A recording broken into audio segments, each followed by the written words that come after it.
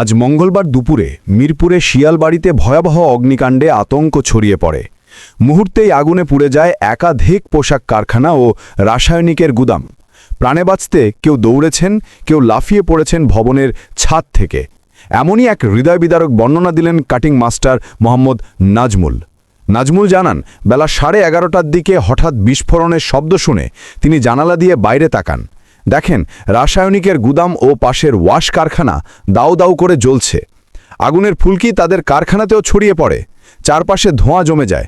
দ্রুত কাপড় দিয়ে নাকমুখ বেঁধে তিনিও আরও কয়েকজন পেছনের দিকে জানালার গ্রিল ভেঙে পাশের টিনের ছাউনিতে লাফিয়ে পড়েন। ওখান থেকে চলে আসতেছে, বের হচ্ছে, পুরো রোড এখানে ব্লক।